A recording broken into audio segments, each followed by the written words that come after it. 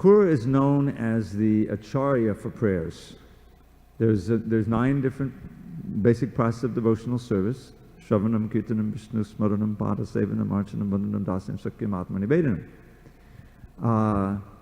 Hearing, chanting, remembering, worshipping, offering prayers, service, like that. And there's a different acharya for each one. And Akrura is the acharya or the exemplar for prayers. So within the Srimad Bhagavatam, you'll find several sections where he offers prayers. Then when one reads Krishna book, it's very dramatic as he is requested by Kamsa to go and get Krishna from Vrindavan and bring him to Mathura. Now it's interesting because this happens quite frequently. You'll find that although he's a devotee, he's in a situation where he has to serve the demon, Kamsa. And he's a little regretful about that. He said, oh, I'm sure Krishna will understand that I don't really have anything against him, you know. So while he's going to Vrindavan, he's visualizing what will happen. He's saying, oh, I'll see Krishna's footprints and I'll offer my obeisances, and then Krishna will embrace me and call me uncle. You know, he's visualizing all, he's getting more and more into ecstasy. And actually what happens is that when he arrives, it actually happens. Famously, he falls down in the dust of Vrindavan, in the footprints of Krishna. He sees Krishna and Balaram standing there. They pull him up and they embrace him. He's in ecstasy. They take him home. They're honoring him. They're not concerned. They know very well what the mission is, you know. But he's actually a devotee. And interesting enough, later on, there's this whole thing with the Syamantaka jewel, as we call Syamantaka jewel, and he seems to be, you know, in a conspiracy to steal the jewel and everything like that. But in the earlier pastime, of course, he's cursed by the gopis because he takes Krishna from them, from Vrindavan to Mathura. So there's all of this kind of interesting variety. But aside from that, he's known for his prayers. And these prayers that I've chosen here, among several series of prayers, when Krishna's, you know, after the gopis are trying to keep the chariot back, you know, and finally they got out, and they swiftly go toward Mathura from Vrindavan, and they stop at the Yamuna. And in Yamuna, they stop, and Krishna and Balaram get off and take a bath in the Yamuna, and then get back on the chariot. And then Akrura goes in, but he sees Krishna and Balaram there in the water. He says, I thought they were on the chariot. And he goes back to the chariot, and they say, have you seen something wonderful? And he doesn't say anything, goes back into the water, and then he sees Balaram as Sheshanag and Krishna as Vasudeva lying on Sheshanag, you know, as he does, as Vishnu. So then he offers these prayers, and I wonder, we can chant them together responsibly, and we'll have a little discussion about them, because somehow these prayers really struck me as something that we can relate to also. Remember this principle of dainya we've been talking about? It's reflected here, where Akrura, who's a great devotee, intimate devotee of Krishna, he condemns himself after a couple of verses here and says he's also in a very difficult position and prays for it. So first we'll chant, since it's Bhagavatam, Om Namo Bhagavate Vasudevaya. Om Namo Bhagavate Vasudevaya. Om Namo Bhagavate Vasudevaya. So again, the scene, he's standing in the water and he's offering his prayers to Vasudeva, Vishnu, who's there with his forearms and everything on Sheshanag. Bhagavan Jiva Lokoyam Mohitas Tava Mayaya Aham Mametya Sagraho Brahmyate Karma Vartmasu. O Supreme Lord, the living entities in this world are bewildered by your illusory energy, becoming involved in the false concepts of I and my. They are forced to wander along the paths of fruitive work. aham chatmatma jagara darata swajanadishu brahmami swapna kalpeshu mudha satyadeya vibho. I too am deluded in this way, O Almighty Lord, foolishly thinking my body, children, home, wife, money, and followers to be real, though they are actually as unreal as a dream. And it goes on. Anityanatma dukeshu viparya matiryaham dvandvaramastamo vishto najane tvatmanak priyam. Thus mistaking the temporary for the eternal, my body for myself, and sources of misery for sources of happiness, I have tried to take pleasure in material dualities. Covered in this way by ignorance, I could not recognize you as the real object of my love. Yata buddho jalam hitva patichannam tarudbhavai abhyeti mrigatrishnam vai tadvatvaham paranmukha. Just as a fool overlooks a body of water covered by the vegetation growing in it and chases a mirage, so I have turned away from you. Notseheham kripanadhi kama karma hatang manaha rodham pramati bishchakshire riyamanamitastaha.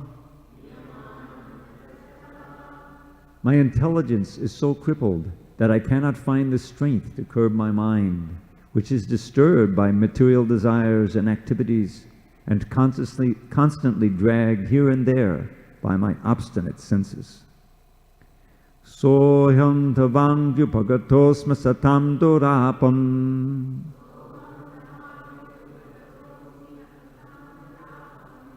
tatchapyaham bhavadanugraha ishamanye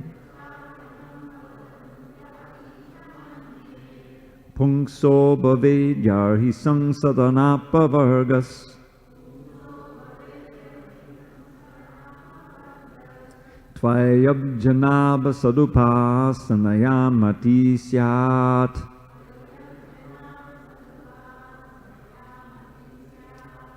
Being thus fallen, I am approaching your feet for shelter, O Lord, because although the impure can never attain your feet, I think it is nevertheless possible by your mercy. Only when one's material life has ceased, O lotus-naveled Lord, can one develop consciousness of you by serving your pure devotees. We're going to return to these verses and explore them a little more. Sorry. Namo Vijnana Matraya Sarva Pratyaya Hetave Purushesha Pradhanaya Brahmane Nanta Shakti. Obeisances to the Supreme Absolute Truth, the possessor of unlimited energies. He is the embodiment of pure, transcendental knowledge, the source of all kinds of awareness, and the predominator of the forces of nature that rule over the living being. Namaste Vasudevaya Sarvabhudakshayaya cha Rishikesha Namastubhyam Prapannam Pahimam Prabhu. O son of Vasudeva, obeisances to you, within whom all living beings reside. O Lord of the mind and senses, again I offer you my obeisances. O Master, please protect me, who am surrendered unto you. And that's the end of his prayers. And you see that he actually has a prayer at the end. He prays for protection. He's requesting after all of that. Now, it's interesting that in this last prayer, he addresses him the son of Vasudeva. So he's speaking to Krishna there. He realizes full well that this Vishnu form is Krishna. So let's go back and churn up a little bit of more understanding here. So, oops, Hare Krishna. That's the last. Bhagavan Jiva Loko Yam. O Supreme Lord, the living entities world are bewildered by your illusory energy, becoming involved in the false concepts of I and my. They are forced to wander along the paths of fruit of work. So this is a very, what would you say, parampara understanding. This is his standard analysis of the material world. So it shows that Akrura, in this position now, he's in the full state of realization. He understands what's going on. He's not at all misidentifying himself. But in the very next verse, he adopts that Dainya mood, which means that, no, I'm the same way. I'm no better than them, because he wants to be in the position where he can call out helplessly to the Lord. You understand? This is the mood. So therefore, in the next verse, he says, and this one somehow really struck me when I first read it. I too am deluded in this way, O my Almighty Lord, foolishly thinking my body, children, home, wife, money, and followers to be real, although they are actually as unreal as a dream. So this swapna kalpeshu, this idea that material life, whatever we're undergoing here, has the nature of a dream. I remember listening to a talk by Prabhupada where he talked about the daydream and the night dream. At night we have a dream, and when we're in the dream, it seems real to us. Sometimes it can be very frightening, sometimes it can be very attractive. When we wake up, if it's very frightening, we say, oh, thank God it's just a dream. If it's very nice, we say, oh, let me go back to sleep, maybe I can recapture that dream. So, and then we go about our day. Oh, now I have to go to work or go to school or whatever, take care of the kids. And you think that's your real life. But Prabhupada points out that's just as much a dream, in the sense that all of this ephemeral matter that's going on, including your own body and your own mind, none of it is permanent. It's just Krishna's external energy that has been a certain configuration that provides us with what looks like a consistent world, but is ultimately no more real, no more substantial than the night dream. Krishna speaks about this right at the beginning of his teachings. Na sato vidate bhavo, na bhavo vidate sataha, ubhayora vidrishtontas tvanayos tattvadarshibhi. If you read the second chapter, like 4 or 5 verses in, this is what he says. For the asat, there is no bhava, there is no ultimate existence. This is all asat. This is all temporary, changing. That's why we have this word bhavasagara. Does anyone can tell me what bhavasagara means? Okay. You know what the sagar is? An ocean. And bhava is? Yeah, bhava really means to change. The changing world. And it's come to mean birth, old age, disease, and death. So we want to try to cross over that ocean. From the, right? Asato ma sadgamaya. Everyone knows that. You learn it from childhood, right? So please take me from the asat to the sat, from the temporary to the eternal, from the darkness to light, from death to immortality. Isn't that kind of the standard phrase? So this is all asat. And although the daytime may last longer, we only sleep 6-8 hours and we get another 16 hours, but that doesn't mean anything. It's just as ephemeral, but we place all the value on it, on our attention and our hopes and our desires and fears are wrapped up in this changing world. So this is a basic principle of our philosophy, is to have a different perspective about what's important and what's real in this world. We know that the soul is real. He says, Nasato vidate bhavo. There's no ultimate existence for the asat. Na bhavo vidate sata. There's no abhava, non-existence for the sat, which is the soul, the super soul, everything spiritual. So this is what his analysis is in that first verse. Everyone is taking it, brahmyate, karma bhartmasu. They're wandering on the paths of karma. But I'm no better. He says, I'm also taking all of these ephemeral things to be real, just like a dream. So I'm also a fool. Muda satya dhyavyo. So now in that awareness, what's the result of it? Anityanatma dukkeshu. So that which is anitya, mean temporary, is this word viparya is important. You see that in the second line?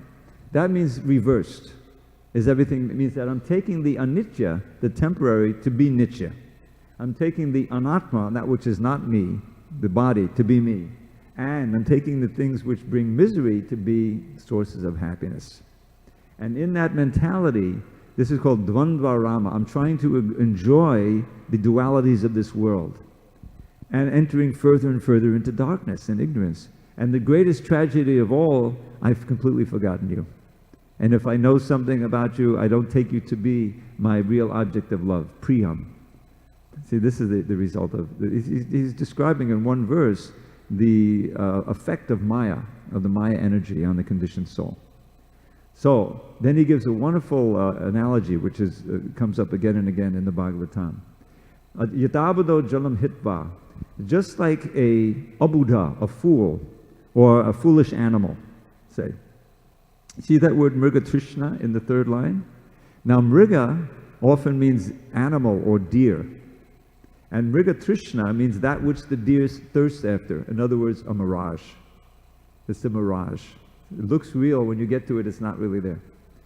So he says, just like a fool overlooks the body of water covered by vegetation growing in it. Now that's very significant, because this whole world is like this mirage, and is grown out of the real water. The real water, the water visualize this scene. There's a desert, and in the desert there's an oasis. And in the oasis, this thirsty person who's unfortunately a fool, he's standing at the edge of the oasis, and right next to his feet is a nice pool of water. But it's covered by vegetation that's grown out of the water, see? So he doesn't see it, doesn't understand. Looks out in the desert, oh, there's a beautiful lake out there. Runs out into the lake and dies, or is frustrated. So that's the situation here. Is that the reality is Krishna and the internal energy. But all of this that covers him has grown out of him. You see, this is all his energy. So this is all the vegetation. And we take that, we've forgotten the essence, which is Krishna, just like we all have in our heart, right? A reservoir of pleasure. Krishna's there. We have faith, right? And wherever Krishna is, I heard Prabhupada say this, the whole spiritual world is there. The gopis and the cows and everything. It's all there in our heart. But we can't perceive it. We've forgotten it. It's covered by the material energy, by a material mind, which has also grown out of Krishna. That's the whole idea. So now what happens? The foolish soul, he runs after the mirage, and in the similar way, I have turned away from you. Tudvatvaham paranmukha. This paranmukha is a recurring theme. Just like this verse about fear. Because this is what happens. When we lose touch with Krishna and our protector and our master, we are cast into the world here and become a fearful situation. Bhayam dvitiyabanaveshitak syad ishadapetasya viparya mati. Notice that word viparya, same word. So what he's saying, the fear arises when the soul turns away. Ishad apetasya means to turn away from the Isha, the Lord, and become absorbed in the dualities of this world, or the material energy. Completely forget about Krishna. Viparya, everything becomes reversed, as he described. We take the sources of misery to be sources of pleasure. The sense pleasures in this world ultimately bring misery. Read 5th chapter, Bhagavad Gita. Yeah, it says, Yehi sangsparjaja bhoga dukkha yonaya evate. This is a very revolutionary statement. That the very enjoyments that you're getting, it may be in the mode of goodness, passion, or ignorance, doesn't matter. That's the source of your misery. Dukkha yoni, the source of your misery. The wise don't take their pleasure there. Because they have a beginning and an end. But if we forget that, we're in trouble. So this Dvandvarama, trying to enjoy the dualities of this world, ignoring Krishna, this is the source of our whole entering further and further into darkness, and we forget all about Krishna, that he's our dearmost friend and master. So he gives the analogy of that animal or the foolish soul. So what's the situation? Well, I have to I have to control my mind and come back to Krishna. He says, oh, that's also not possible. Notsahe, kripanadi. My intelligence is so crippled, kripanadi. I can't find the strength to curb my mind, which is disturbed by material desires and activities and constantly dragged here and there by my obstinate senses. So can we relate to this? You know, sometimes the mind is just out of control, and you know you should chant Hare Krishna and do the right thing, but you can't control it. That's the whole problem is the mind. It's the mind that is the vehicle of transmigration, for sure. Just read the 15th chapter. And it's the mind that is drawing us away, that is rebelling against Krishna, because it's so habituated, conditioned. So like any yoga process, this bhakti yoga process is meant to cleanse the mind, cleanse the heart, and train the mind to think of Krishna, the reality, so that we can once again regain our rightful place at Krishna's lotus feet. It's not easy because the mind is so powerful. How does Arjuna describe it?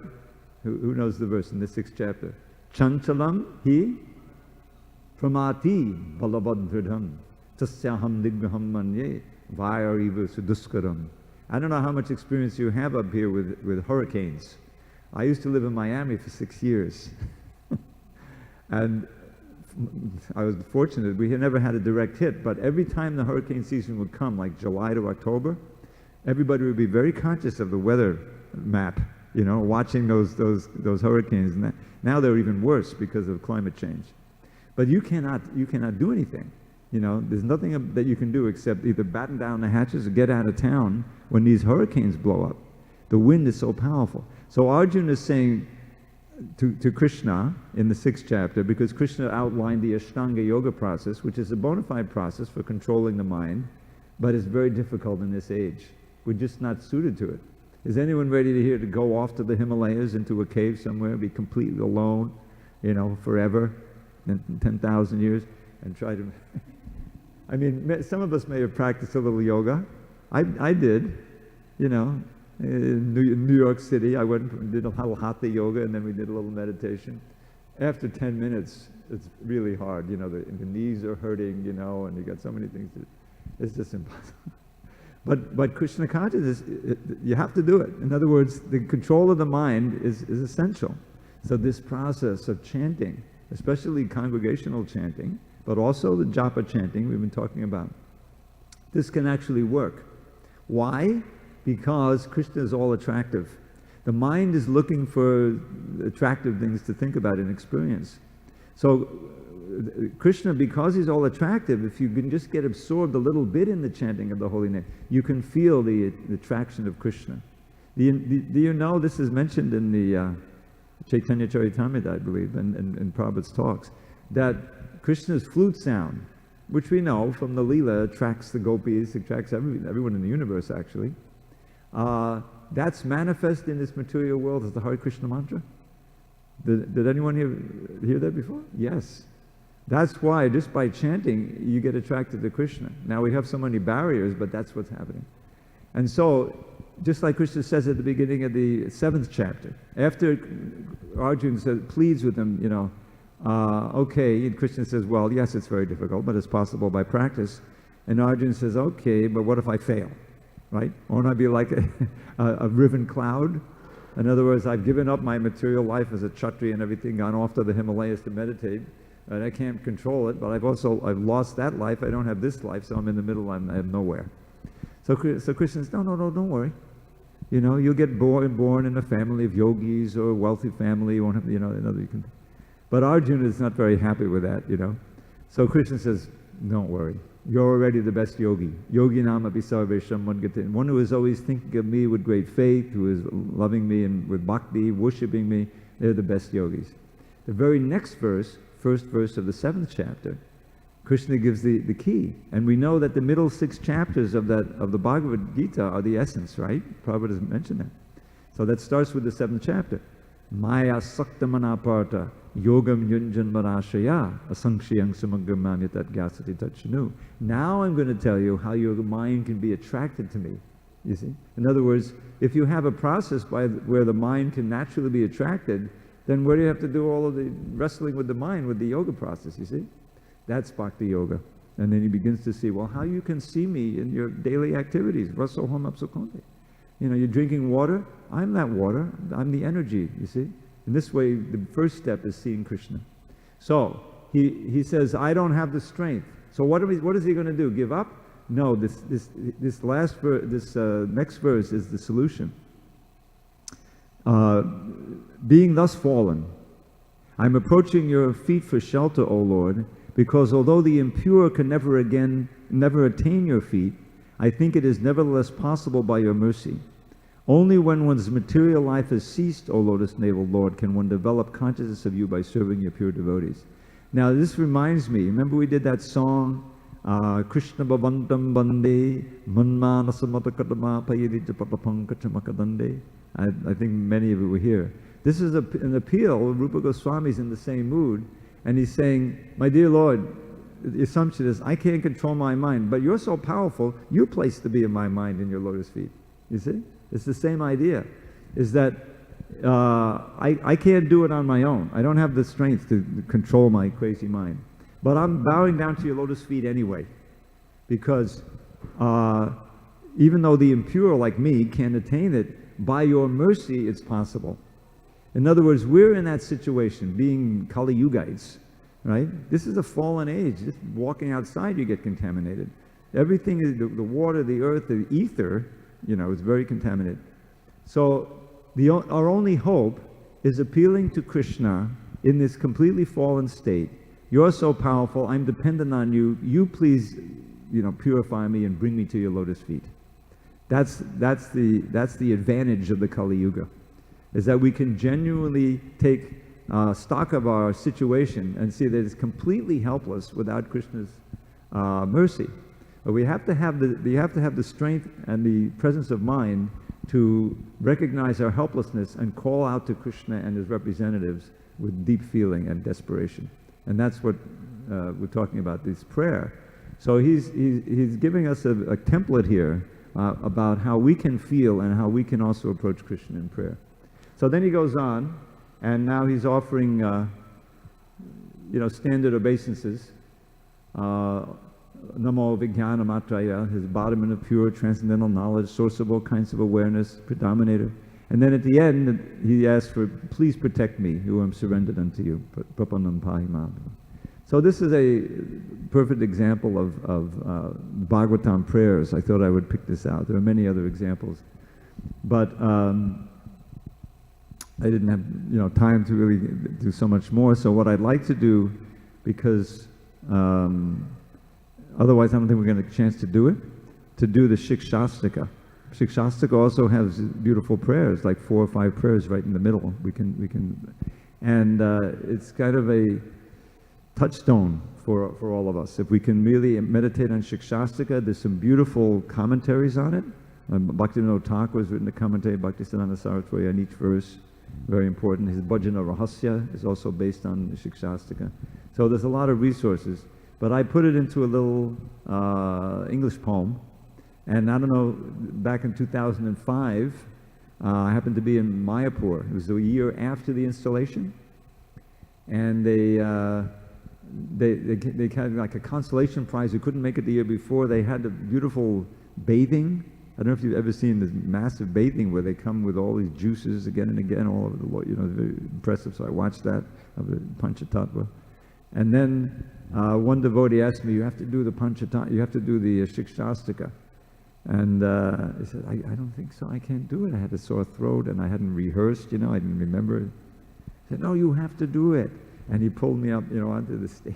And there was Vyasaki on my side, and there was Indra behind me, and Ramnath Swami was over there, and there was Chaityananda. Talk about stage fright. So there it was. So I did it. And I didn't even know. One Russian devotee was videotaping it. So it ended up on YouTube. And after 13 years, I have like a couple of thousand hits, big deal. But that's, wherever I go, people say, well, can we do the Shikshastika song? Anyway, I don't see any. Do we have anyone who can play the drum here? Give a little accompaniment? Even just to keep the beat? We can do it a cappella. So, okay, let's do it. So anyway, is that a drummer? Are you a drummer? Oh, very good. All right, we'll wait. Now, what about kartals? That's easy, right? Somebody can keep...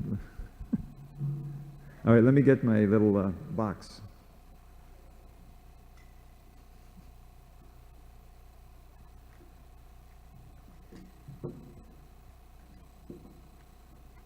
Okay.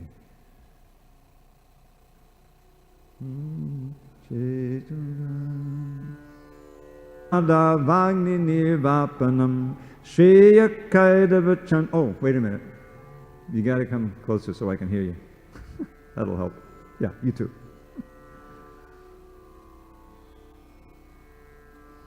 And don't play soft. You got to play loud, okay?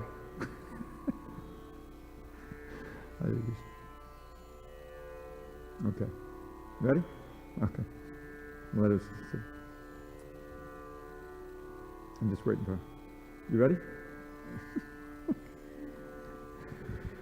Chetodapanamarjanam bhavamahada vagni nirvapanam Shreya kaidava chandrikava tadanam vidyavadhu jivanam Anandam buddhivardhanam padipadam purnamita svadanam Sarvatmasna param param vijayate Shri Krishna Sankirtanam. All glories to the chanting of Shri Krishna's holy names, which easily extinguishes samsara's blazing flames by polishing the lust-encrusted mirror of the heart. That chanting is the waxy moon that knows the secret art of causing the white lotus of good fortune to unfurl its petals far and wide throughout this bleak and blighted world of transcendental knowledge, which will take us to life's goal. The chanting of the holy name of Krishna is the life and soul. The ocean of ecstatic bliss floods far beyond its bounds, wherever Krishna's merciful and mystic name resounds. Indeed, whenever Krishna's names are sung in congregation, at every step one tastes the joy, knows no limitation. So hear with great attention, as I earnestly request, please chant Shri Krishna's holy names and be supremely blessed. The soothing nectar of the name will bathe your consciousness, bestow pure love for Krishna, and eradicate distress. Hare Krishna, Krishna Krishna, Hare Hare, Hare Rama, Hare Ram, Ram Ram, Hare Hare.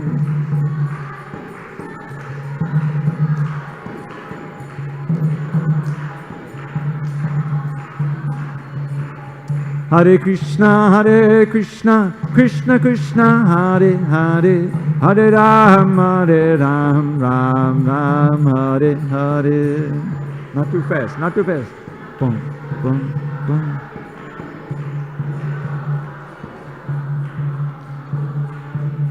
Nam Namakari Bahudalija Sarva Shaktis Tatra Pita Niyamitak Smarane Nakala Etadrishi Tabakripa Bhagavan Mamapi Durdaivam Idrisami Hajaninanuraga. Krishna, Govinda, and Keshava too. Your names have no end, and in each of them you have invested your potencies, leaving none out. Whenever we want, we can chant them without the slightest restriction of time or of place. O Lord, who can fathom your infinite grace? Yet I am so wretched, devoid of all shame, that I haven't developed a taste for your name. Hare Krishna, Krishna Krishna, Hare Hare, Hare Ram, Ram Ram, Hare Hare, Hare Krishna, Krishna Krishna, Hare Hare.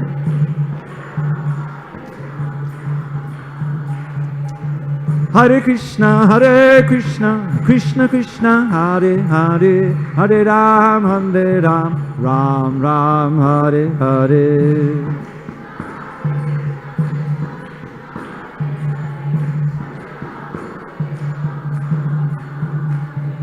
Srinadapi Sunichena, Tarorapi Sahishnuna, Amanena Manadena Kirtaniyak Sadahari, Trinadapi Sunichena, Tarorapi Sahishnuna, Amanena Manadena Kirtaniyak Sadahari. More humble than a blade of grass, more tolerant than a tree, to think all praise belongs to others, none belongs to me.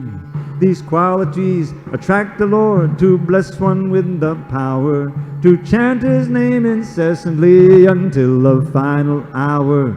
To chant His name incessantly until the final hour. Hare Krishna, Krishna Krishna, Hare Hare, Hare Ram, Ram Ram, Hare Hare, Hare Krishna.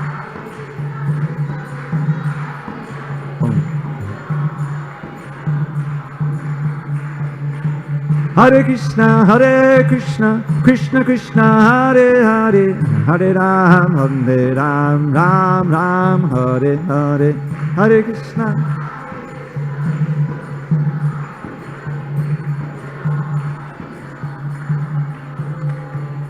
Nadanang nadanang nasundarim kavitam vajagadish kamaye mama janmani janmanishware bhavata bhakti dahoy tukitvahi nadanang nadanang nasundarim kavitam vajagadish kamaye mama janmani janmanishware bhavata bhakti dahoy tukitvahi.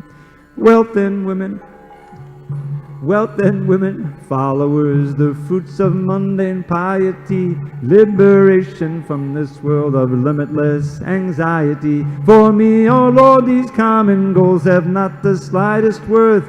Let me serve you purely now and in each future birth. Let me serve you purely now and in each future birth. Hare Krishna, Krishna Krishna, Hare Hare, Hare Rama, Ram Ram, Hare Hare, Hare Krishna, Hare Ram, Ram Ram. Hare Krishna, Krishna Krishna, Hare Hare, Hare Ram, Ram Ram, Hare Hare. Now Hare Krishna.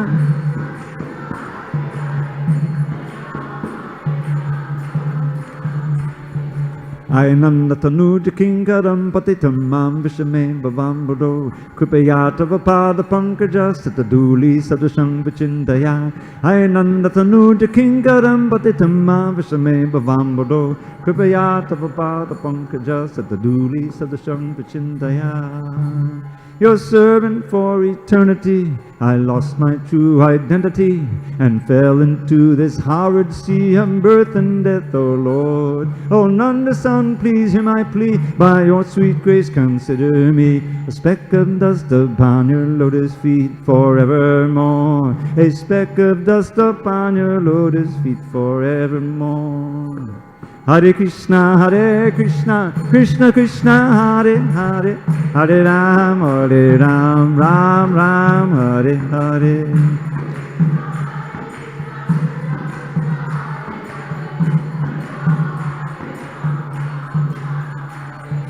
Hare Krishna, Krishna Krishna, Hare Hare, Hare Ram, Ram Rama, Hare Hare.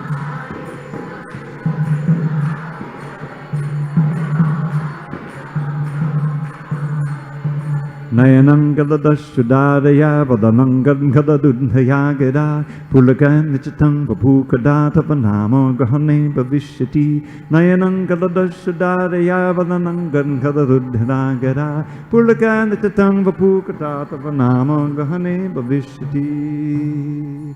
Tears streaming from my eyes, my voice choked with bliss. The hairs upon my body standing up in happiness. When will all these signs of rapture decorate my limbs? As I chant your holy name, the monarch of all hymns. As I chant your holy name, the monarch of all hymns. Hare Krishna, Krishna Krishna, Hare Hare, Hare Rama, Ram Ram, Hare Hare. Hare Ram, Ram. Hare Krishna, Krishna Krishna, Hare Hare, Hare Ram, Ram Ram, Hare Hare.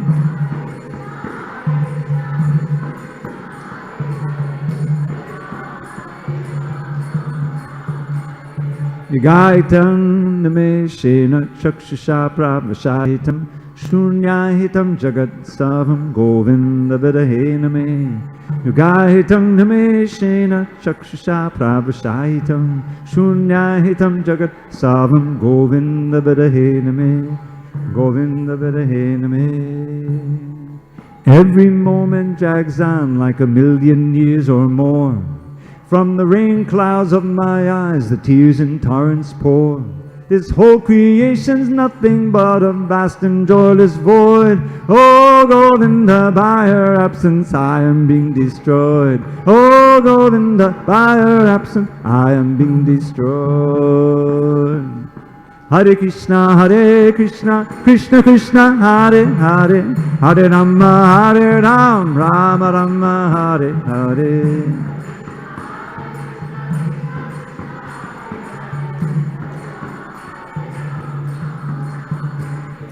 Hare Krishna, Krishna Krishna, Hare Hare, Hare Rama, Ram Ram, Hare Hare. Bo bo.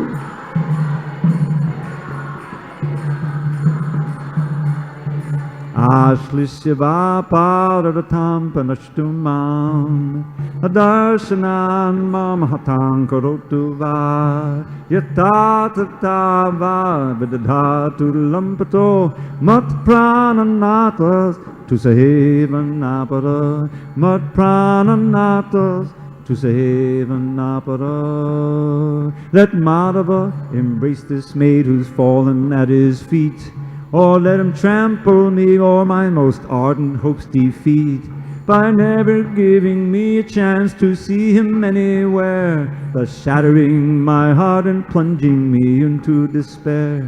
You see, he is a reckless libertine and not a saint, so let him act in any way he likes without restraint. Yet though this cruel and crooked ways may cause me constant woe, Krishna is the only Lord my heart shall ever know. Krishna is the only Lord my heart shall ever know. Hey, Krishna is the only Lord my heart shall ever know. Hare Krishna, Krishna Krishna, Hare Hare, Hare Ram, Ram Ram, Hare Hare. Krishna Krishna, Hare Hare, Hare Ram, Ram. Hare Krishna, Krishna Krishna, Hare Hare, Hare Ram, Ram Ram, Hare Hare.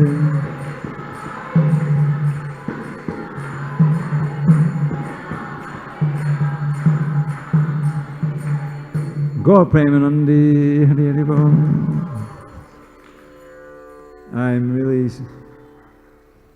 I'm sorry, there's one other verse here, which I didn't include by mistake. I'll give it to you a cappella.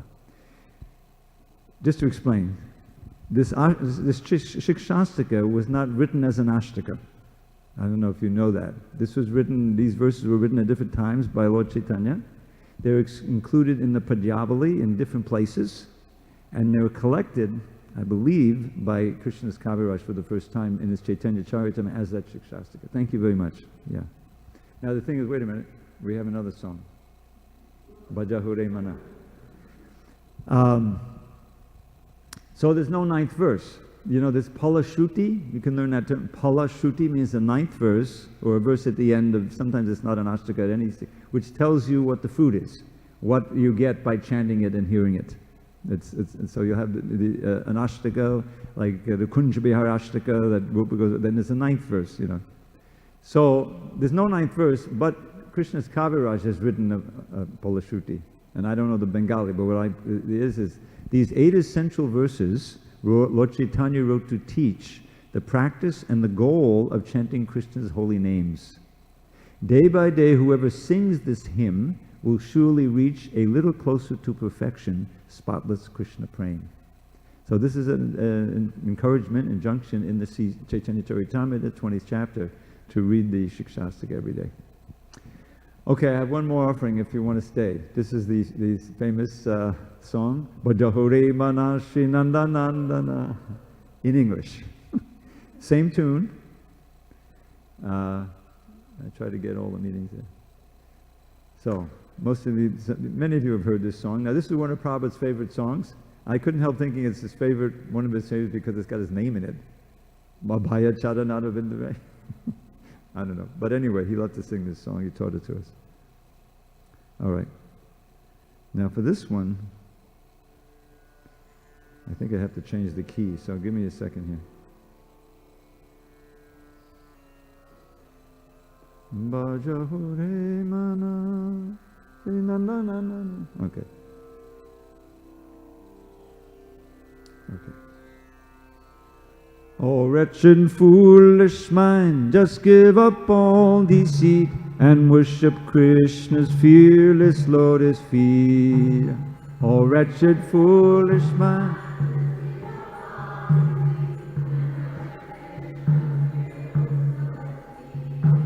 Don't waste this human life, stay close to devotees. And cross this worldly sea of misery. And cross this worldly sea of misery. My sleepless nights and days I've simply spent in vain, beset by heat and cold and wind and rain.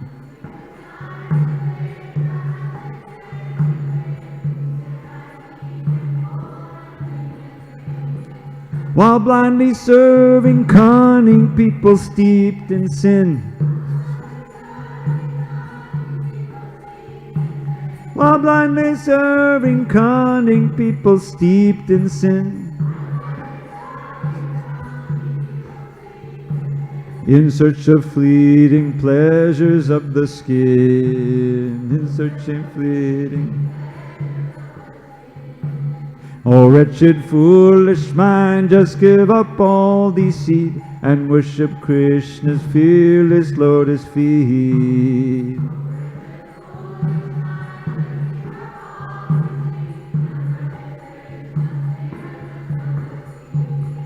Don't waste this human life, stay close to devotees. Don't waste this human life, stay close to devotee. And cross this worldly sea of misery.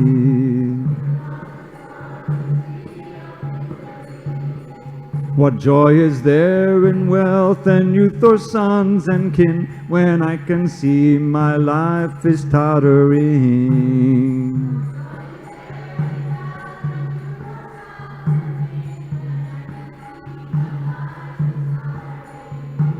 just like a drop of water on a lotus leaf.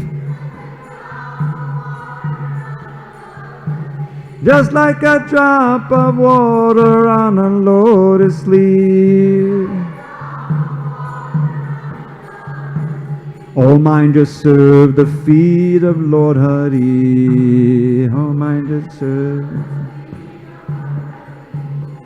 Oh, wretched, foolish mind, just give up all deceit and worship Krishna's fearless lotus feet.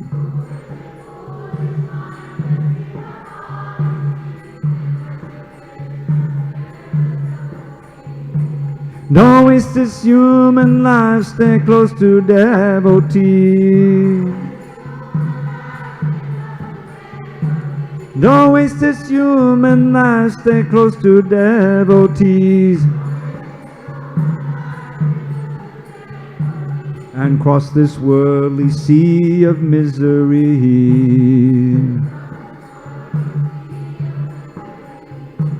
I long to hear and chant about my Lord Hari, remember Him and serve Him constantly.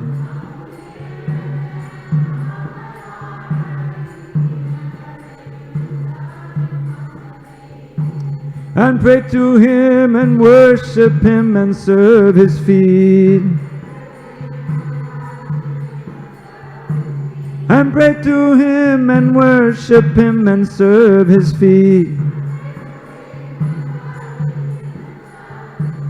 Become His friend and give myself complete. Become His friend. Uh-oh. I think that's it. Hare Krishna. Thank you.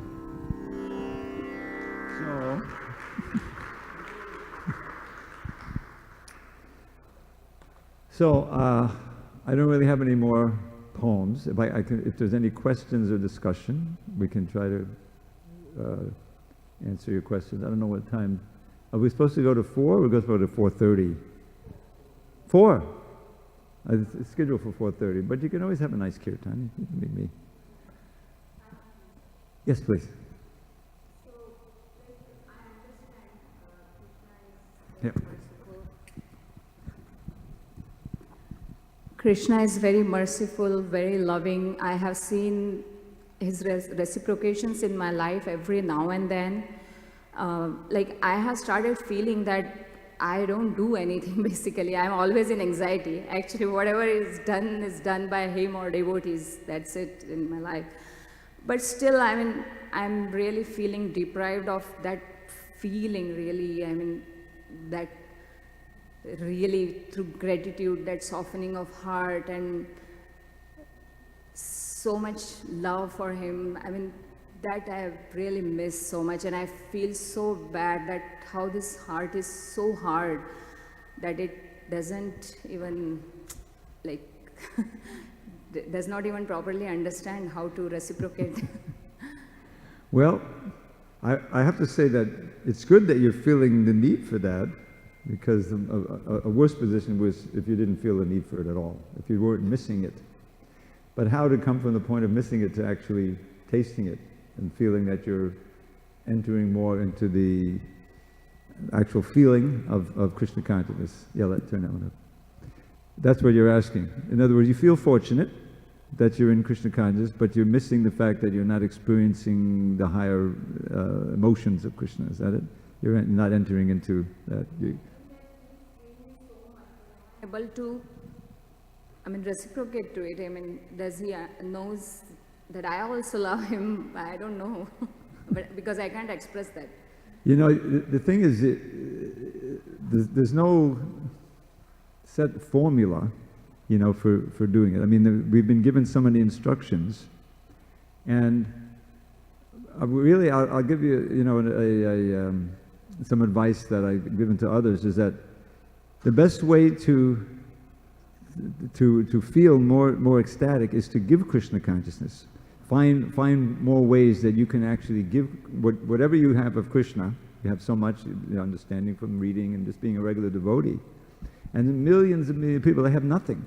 You know, and even amongst devotees, there are others who are at a different level. So if you can arrange somehow in your schedule, or even somehow online, there's so many ways you can preach now, something to reach out to others. And try to help others become Krishna conscious, even a little bit. This is so pleasing to Krishna, Lord Chaitanya, all the acharyas, that they shower the mercy on you and you feel, you know, more connected. You know, when I was coming up in Krishna conscious, you know, book distribution started becoming big in the early 70s. I joined in 73, and gradually everyone was going out. So I went out, you know, I went out on the subways and everything. I was never very good at it, but I felt great relief when I found that I really liked to work on the books themselves. And I happened to be, by Krishna's arrangement, in the temple where the BBT was located. At that time, there was only one BBT. It wasn't even BBT, it was called ISKCON Press. And so I was able to contribute in that way, and it just was a great relief that, oh, okay, so I'm helping to produce the books, Prabhupada is pleased, it's providing ammunition, you know, like that. So that connection with the preaching mission is really what keeps devotees enlivened for years and years together. I know some devotees, Brigupati is very famous. We joined together in Brooklyn. You know, he was a book distributor from day one. He's been distributing for 45 years. And always enlivening and able to enliven others, you know, because of that mission. Everyone knows Vaisheshika Prabhu. Vijay is another one. I met him in Miami when I went there. He joined in 78. He's been distributing for 40 years. And it's just, that's an enlivenment. You feel that connection to Lord Chaitanya and Prabhupada and the mission, and you know, even if you may have some rocky places in your devotion. So I would advise you to you know, you may have children and everything. You may be, you know, not able to go out, but to find some means of preaching to others. I know in San Diego they have these nice bhakti chakras, which are like bhakti vriksha programs. And, you know, there's like 4 or 5, they have different days of the week, and they meet together, and devotees at different levels, you know, they come. And we read a little bit, have chanting, and they read Bhagavad Gita together, and then they discuss, and one senior is giving, you know, like that, and his prasadam. And that's a venue for people to bring others along, and so you have a preaching venue, and it's very much supportive of the whole yatra, you know, like that. So I would advise you to find some preaching venue, you know, that you can regularly engage in, and that'll keep you really enlivened. That's one advice. Any other discussion, question? Yes, Prabhu. Sudhir, Prabhu. I have a verse about Brahma as the most composed individual. Just in a second, I'll give it to you. You've never heard this verse before. Hare Krishna, Prabhu. From your class today, and also relating to whatever was presented yesterday, one of the common themes that seem to come up is the free from material desires, the state of being free from material desires. And in yesterday's presentation, it was mentioned that if someone wants to be really free from material desires, one should be praying to Lord Narasimhadev, if I recollect correctly from the presentation yesterday.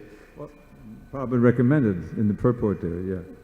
So my question is, Prabhuji, Krishna is the source of all incarnations, and I'm attracted to a particular form of Krishna.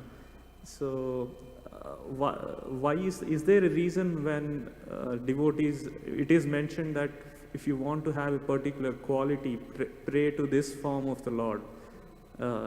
Like there are certain places where it comes like that.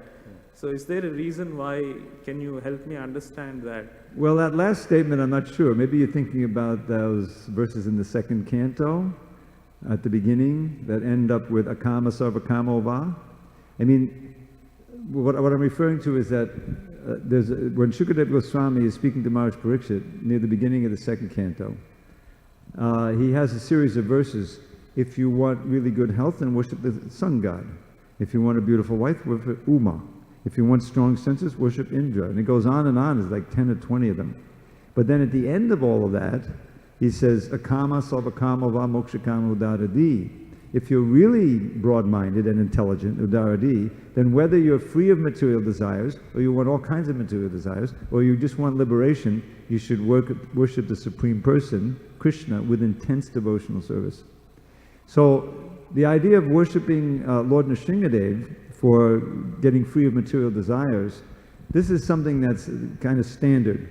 One of the reasons why we have Nrsingadev in Mayapur and other places. There's two reasons. One is the protection of the Dham and protection of the movement. I don't know if you know the history. Many of you may not. Back in '73, there was this attack on the New Vrindavan community. Literally, guys drove in with guns, and the problem was that one young girl had joined the movement, and the brother or the father, I think it was the brother, was very angry, and he was like a biker, you know. And so he got his friends together. They drove in from Tennessee or somewhere, and they knew where she went, and they took over the temple. And they pointed guns into the window, and the devotees were sitting there, and it happened to be after an arati, and they were chanting the string of prayers, and they said, "Shut up! Stop that chanting!" You know, it was very scary. And what happened was that they actually, one devotee was shot. Luckily he wasn't injured too bad, but he was injured. And so they saw the curtains were closed, but they were smart enough to know that there was something behind it that they wanted. So they forced them, and they forced them to take the deities off the and to drop the deity. The first one was Radharani. Yeah, go ahead. So they had taken Kirtananda Maharaj outside of the temple, and they were threatening to kill him unless they gave this girl back. So inside they dropped the deity, and Radharani's arm broke or something, and it caused a big crack, and it freaked him out.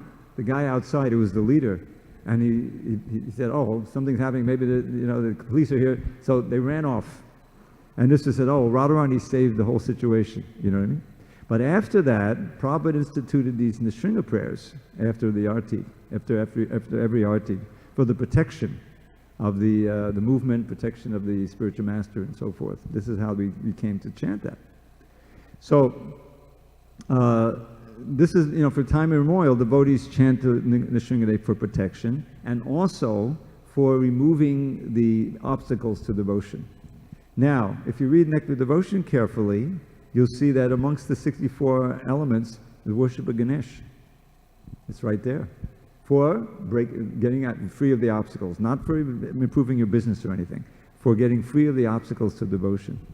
So it's not that if you just worship Krishna, everything can't be done.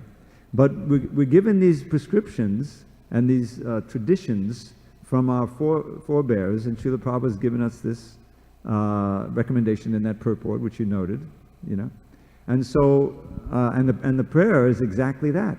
Prahlad is praying that Nrsingadev, with his thunderbolt-like teeth and his thunderbolt-like claws, will tear asunder all of these material desires of his heart.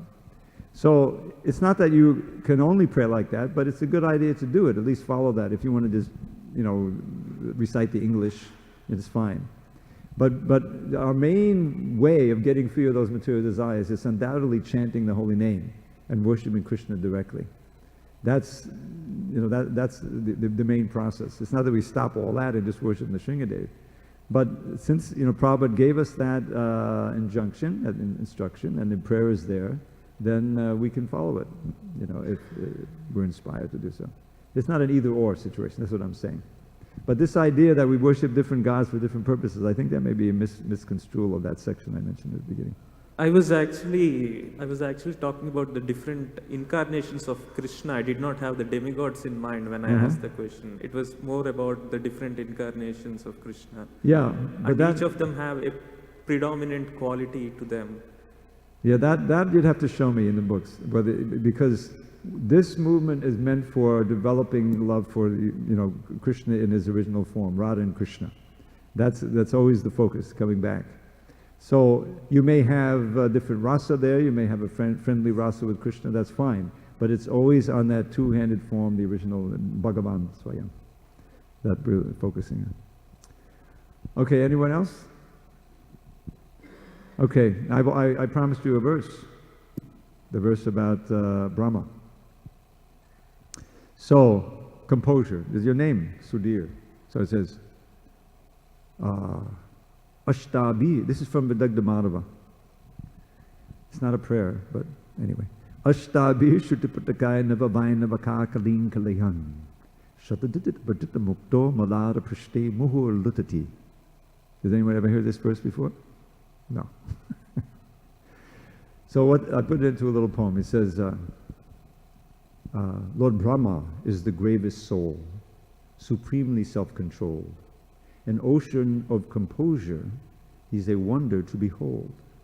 But when he hears Govinda's flute produce its maddening sound, he loses it, and on his swan he starts to roll around. This is a very, very serious verse from the Vidagdha Madhava. So this is the kind of verses that Rupa Goswami is giving us. Here's one about Krishna crawling in the yard. Bilamangal Thakur, besides the Krishna Karnamrita, he wrote so many incredible verses, and there's a long story how I got a hold of them, but I have access to them. So this is describing Krishna crawling. Kinkini kinkina dabasaya rangana bavadinkana sadatantam kunkunu kunkunu padiyugalam kankanakadabushadam hidim mande. I bow to Hari, whose waist bells tinkle as he crawls in his father's yard. His bangles and ankle bells softly jingle as he melts Vrindavan's heart. Why not? In the Bhakti Rasamrita Sindhu, Rupa Goswami has a verse also describing this wonderful maternal ras with Yashoda and Krishna. You know, there's a whole section there. This I didn't put it into a poem, but the verse is so beautiful, and it illustrates an image that I think there's probably 100 million of these little, at least, of these deities in India.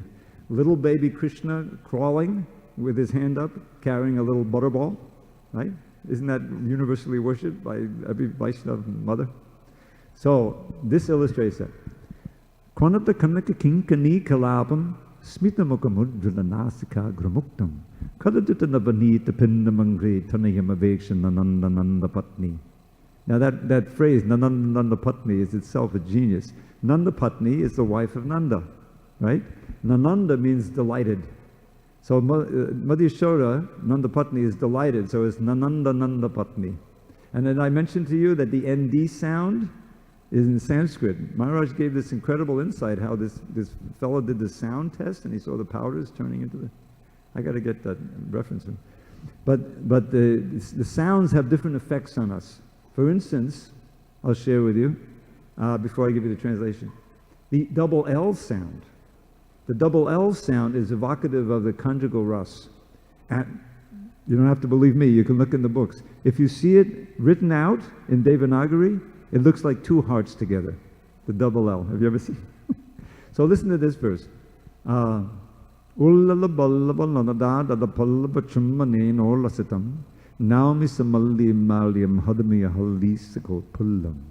hear all those L's? So what it says is that at the beginning of the rasa dance, Krishna is very enlivened because he's being kissed by the lips of the trembling gopis. I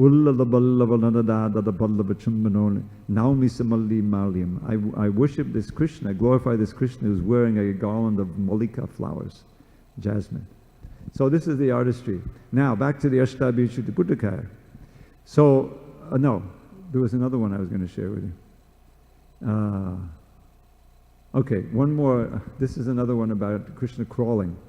Sambade sudabinam ambam aya sadam anayantim. Sambade sunabinam ambam aya sayantam anayantim. Lambalakam avalambe tambalam tunabalagna jambalam. So, lambalaka means his hair is hanging down. And jamba is actually mud. His mother grows tired while chasing her son as he runs among the cows. I ever take shelter of Nanda's boy who's muddy from the pastor's ground. So he's running away from his mother, who, because he's been naughty, he's been stealing, he broke the pot. Now, but what you don't get in the Bhagavatam, he's running, he's small enough, but fast enough, to run and run under the cows, you see, in the meadow, so she can't catch him. But the cow pasture is muddy from all the milk, so he may slip and he gets all kinds of milk mud all over his body. So that's what this is describing. He's running, his mother's growing tired while he's running, and his hair is loose and it's hanging down, and when she finally catches him, she sees he's all marked with all this mud because he's fallen down. This is the meditation of Bilva Thakur. So these are a certain kind of verses, just give you a beautiful picture. You don't need any video or anything. It's all in the mind. You can carry it with you wherever you want, you know. And the Bhagavatam is filled with these. We were talking about the prayers, but what about the songs, the 4 Gopi Geets? You know, in the 21st chapter, famous became Venu Geet. This is a meditation on Krishna entering the forest. The gopis, this is what they do. They churn the butter. But their mind is with Krishna, goes out with Krishna. And then there's this one, I'll end with this one verse. Very famous verse.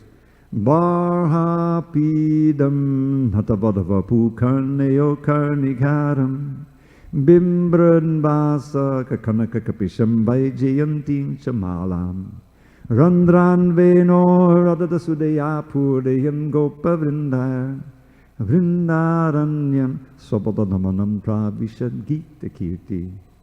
With lovely peacock plume upon his head and fragrant flower placed upon each ear, he enters Braja's woods with graceful tread, a handsome dancing actor without peer. His golden yellow raiment brightly glows, his splendid garland reaches to his knees, and from his luscious lips the nectar flows and fills his flute with charming melodies. As Krishna thus begins his blissful day, with cowherd friends who sing his glory sweet, he beautifies Vrindavan's forest way with fine impressions of his lotus feet. It's a meditation, you see? So we have all these treasures to keep the mind enlivened and then keep us enlivened in devotional service. And we can pray that we get a taste. All glory to Srila Prabhupada.